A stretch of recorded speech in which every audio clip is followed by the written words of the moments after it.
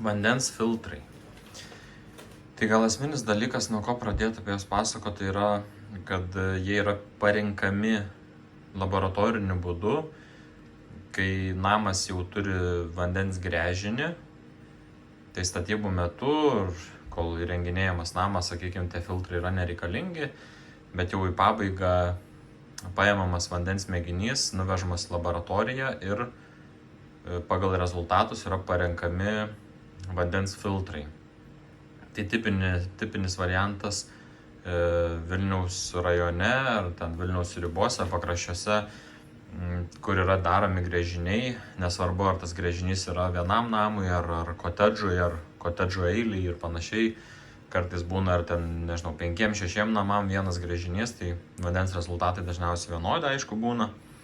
Nebent yra imami skirtingų laikų, ten, po metų, po 2, kai imamas yra mėginys vėl bandomas, tai kartais pasitaiko, kad pagerėja vandens kokybė. Yra tekę matyti atvejį, kad, sakykime, vienam kaimynui iš to pačio gręžinio tuo metu reikėjo nugeležinimo filtrų, o kitam po 2 metų, kuris pasibandė, dar kartą pasidarė šitą tyrimą vandens, jau parodė, kad geležies gręžinio vandenyje nelabai yra ir nebūtinas tas nugeležinimo filtras. Tai šito konkrečiu atveju turim nugeležinimo baliono filtrą. Čia tokia bendra sistema, šitas nugeležinimo balionas, filtras ir nukalkinimo filtras, kuris čia stovi šalia. Tai, sakykime, kas yra aktualu naudotojui, ką reikėtų žinoti, tai apie nugeležinimo filtrą jisai yra suprogramuotas paleidėjo. Tai paleidėjas suprogramuoja, kada savaitės bėgyje, tai ar tai dienos metu dažniausiai, kada būnam darbuose, yra jisai kas savaitę arba kas 1,5 savaitės, priklausomai nuo geležies kiekio ir kitų rodmenų, yra nustatyta, kad jisai atliktų tokią kaip regeneracijos funkciją ir filtras išsiplauna, iš savęs išplauna geležį ir toliau vėl filtruoja vandenį ir jį nugeležina.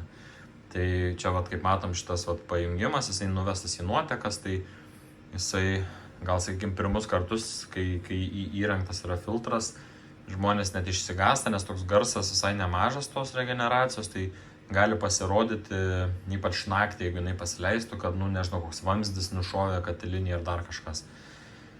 Tai tiesiog tiek, iš tikrųjų, jeigu tenais būtų kažkokie, tai jisai sugestų, išmestų klaidą ekranėlis tenais, kur yra priekyje.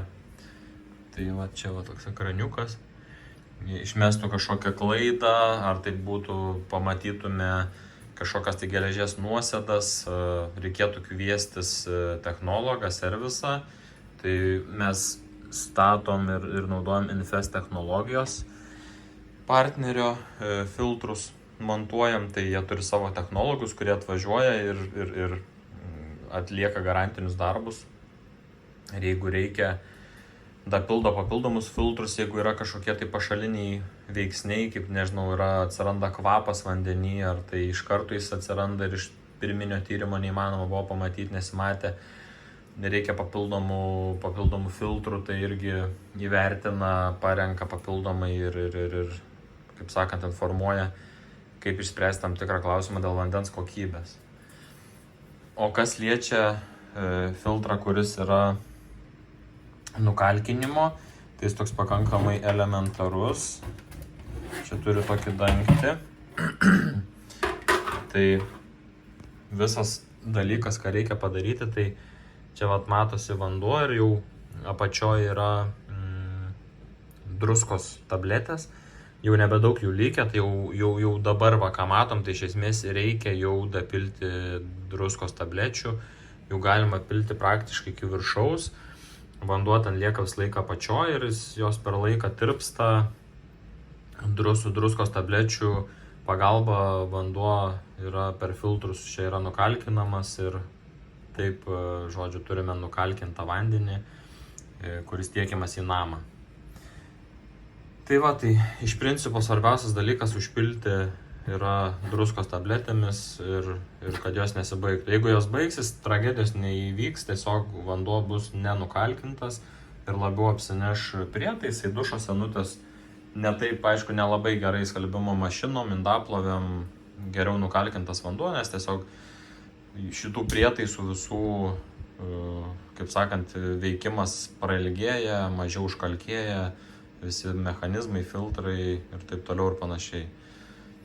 Tai va, ir kokias druskos tabletės, šiaip rekomenduojam Axal Pro. Dažniausiai rasti lengviausia senukose yra, nuvažiuojat, nežinau, šiaip 3 asmenų šeimai, vienas maišas užtenka maždaug taip 2 mėnesius, 3 mėnesius. Aišku, kuo daugiau vandens naudosi, to greičiau tirpsta druska šitą ir reikia vėl dapildyti. Bet realiai 2 maišus įpylus mes vos ne iki pusės metų galim, ten 4-5 mėnesius galim nieko nedaryti ir tiek žinių. Tai va, su filtrais vandens tiek atlieka savo funkciją.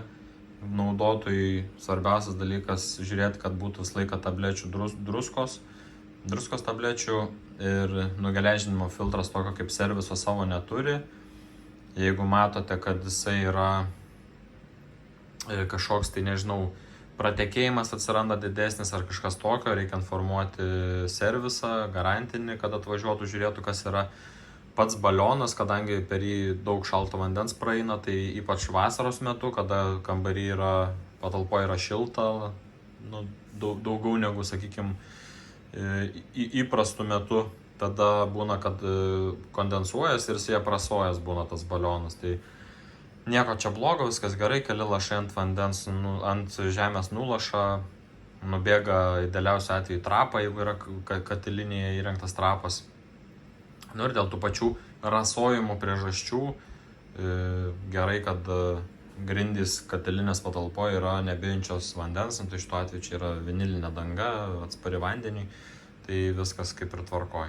Tai va, su filtrais, kaip ir taip elementariai, nieko labai ypatingo nereikia daryti, tokia bendra informacija.